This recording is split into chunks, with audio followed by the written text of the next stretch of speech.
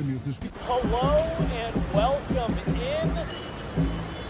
Please do not leave your luggage unattended on the station.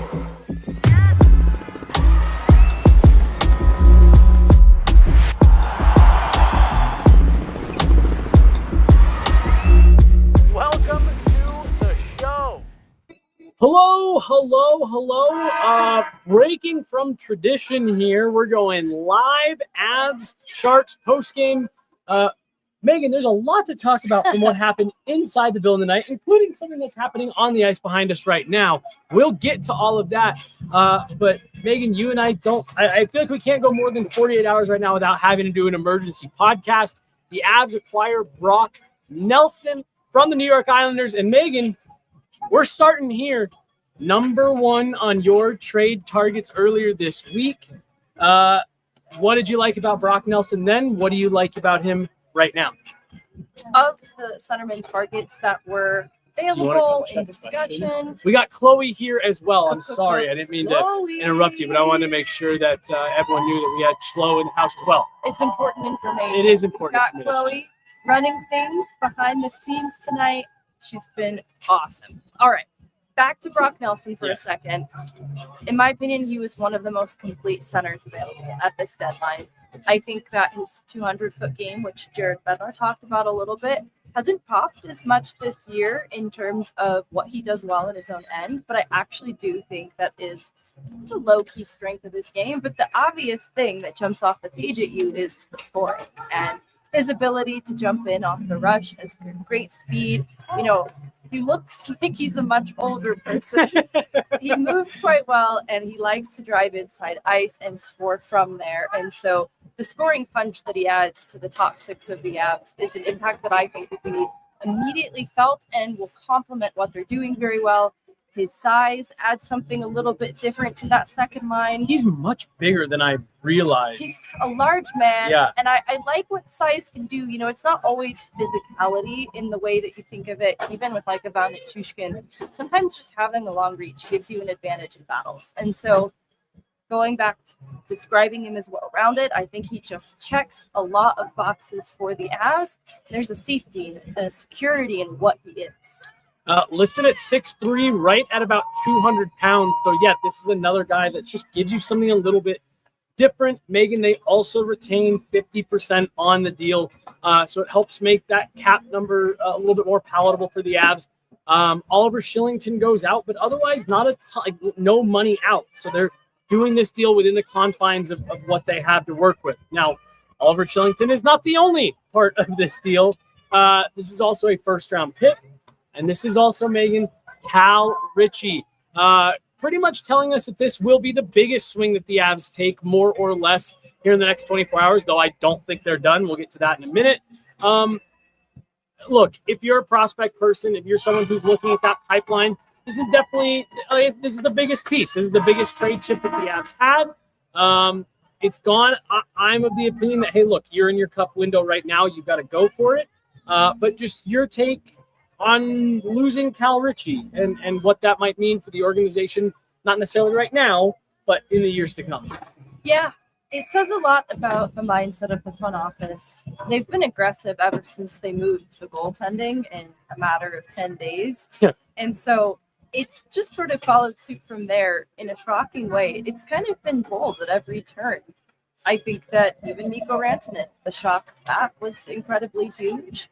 And Lindgren, I know people had mixed reactions to that. I think that was actually more neutral of the trades that we've seen, which kind of sets the tone for how bold they've been thus far. And Cal Ritchie was sort of viewed as an untouchable because of his value as a prospect.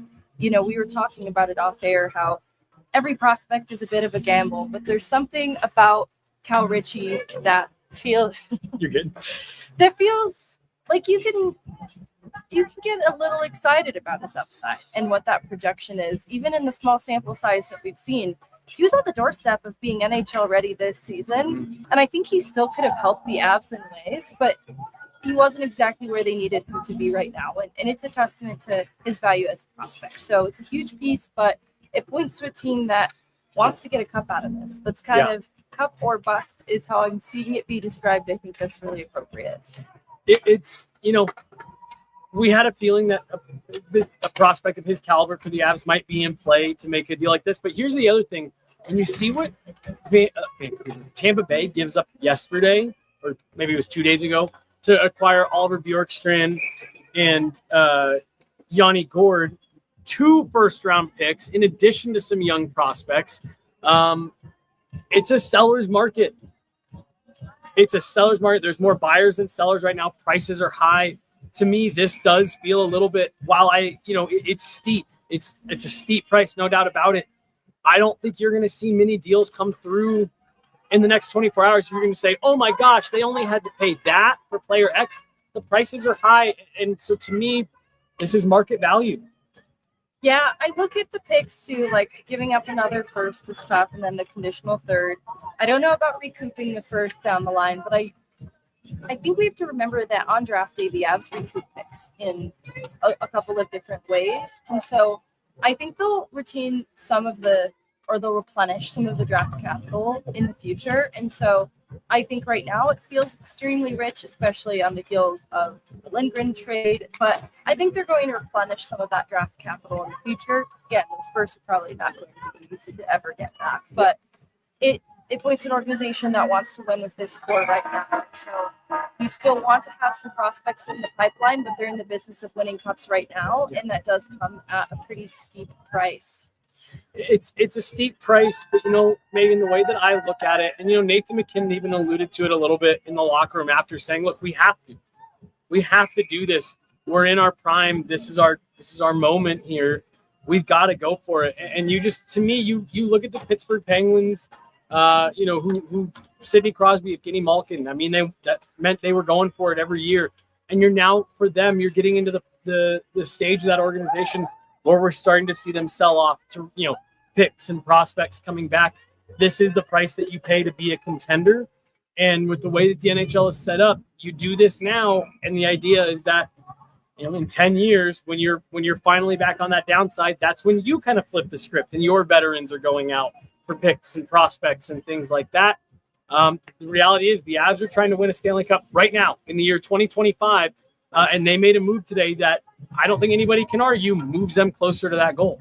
When I look at the usage of Alex Newhook, for example, it was a player that even in the Avs Cup run wasn't trusted quite enough yet to be utilized in a top 6 role. And we saw that the trust never fully came. And so he excelled more in a depth role, but the upside for what Newhook was supposed to be was, more of a second line player one day, right? And I have to ask myself similarly, especially with Jared Bednar as a head coach and knowing how trust is built with him, how soon would Cal Ritchie be able to help the Avs in a top 6 role in an era of Nathan McKinnon and Cale Makar and Devon Toews? Like, will those timelines align? Mm-hmm. And I'm just not sure how those would line up to where Cal Ritchie is trusted in a top 6 role among those players. And so I think it's a tough conversation because I loved what he was as a prospect, but I just don't think those timelines match. I think that's such an important part to mention. I'm glad you called it out when you are talking about not only this prospect, but the first round picks that go along with it. It's conditional 2027 or 2028. And look, I know people are going to look at that and at face value, you see a first round pick, but Megan, you're talking potentially 3 years before that player is even selected. And again, if the Avs, if their seasons continue to go the way that they hope, you're talking about a pick that's somewhere between 23 and 32. So you're talking probably another, when was Cal Ritchie drafted? 3 seasons ago now or 2? It was 2 seasons. 2 seasons ago. So you're talking 6 years from now before that first round pick has a chance of getting into your roster and being someone that could make any kind of a difference. And 6 is if that goes really, really well. Yeah. So there's just a lot of perspective to this. And I think you bringing up timelines is such a great point. Now, let's talk about what's left over. We're not going to go crazy long tonight because we got a show tomorrow that will be live from the Avs practice facility. As I don't think this is done, and that's where I'm going with this. The Avs have upgraded at 2C.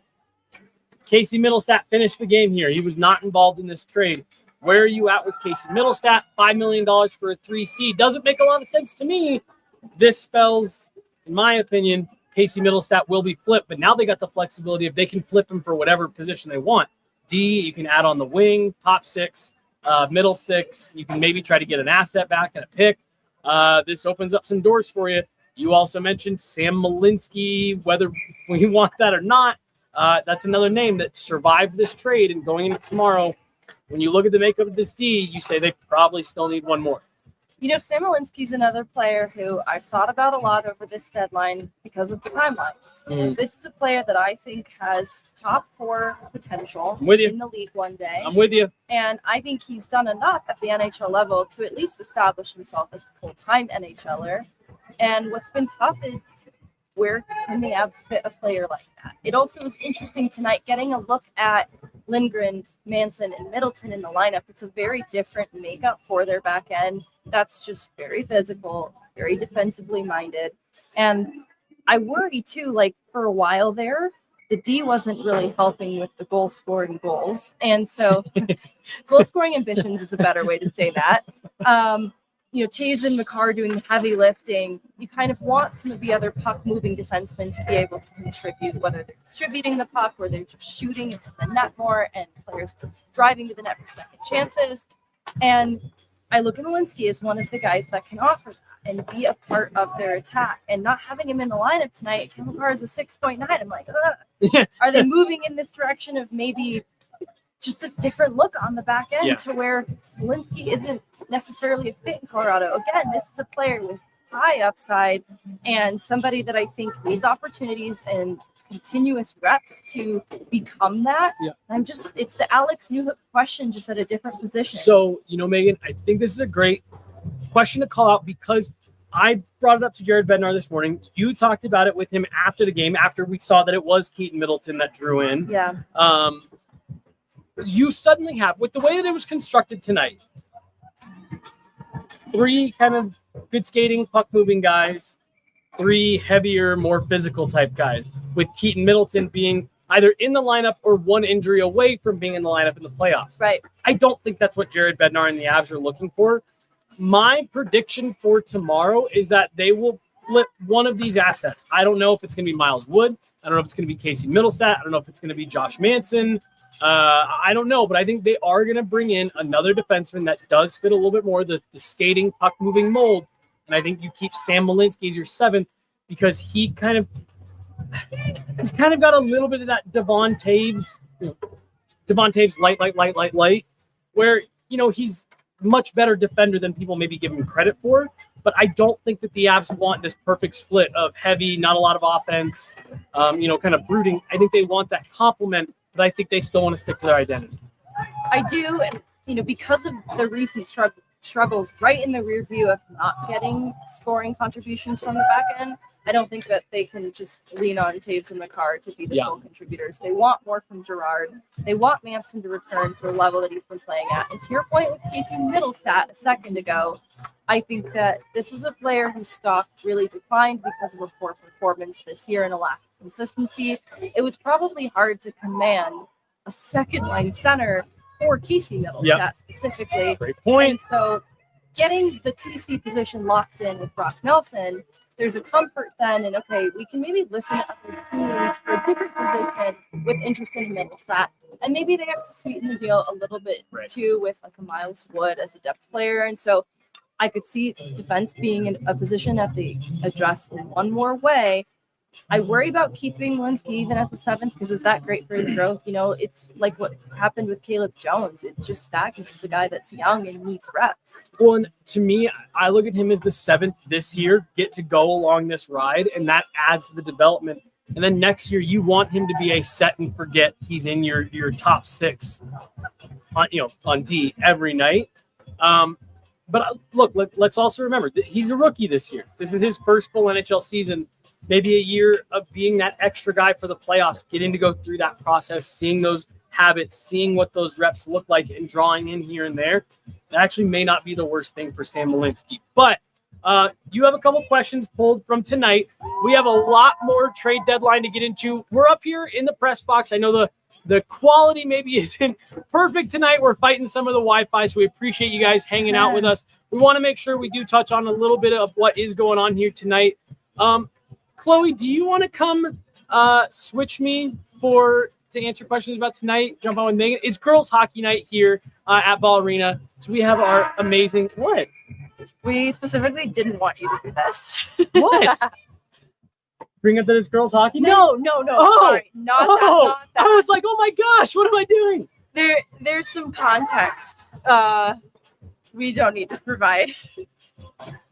I'm so confused. I wasn't originally supposed to be on tonight. It was supposed to be Megan and Chloe. The trade break, so I was just trying to get out of here so that I wasn't just taking over everything, but I wasn't supposed to be here originally. Do you have a couple questions for tonight? I'm just going to move on. I don't know. They're both just looking at each other and looking at me. Let's get our questions going. Perfect. Kale's 6-point night feels like it might get overshadowed and not discussed much tomorrow, so let's discuss it now. I thought his response was really funny. I don't think really any of them were that great. Yeah, they weren't pretty. I was like, oh, all right. And that's just all 6? Classic Cal McCart. Yeah, I was going to say. 6 different ways? Special stuff just follows him around, even in games like this where it's lopsided. He just seems to find a way to always be involved. It didn't feel to me like the Avs were trying to pour it on either. He just keeps getting involved.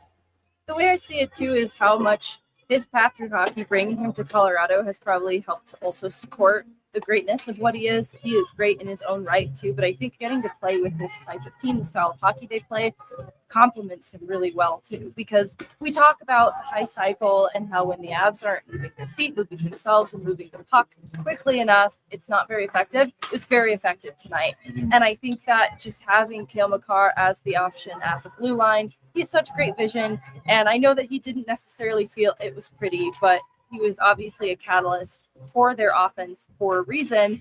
And when they're all working together like that, I think you see why this is a dominant team still in this league. I know it's the San Jose Sharks.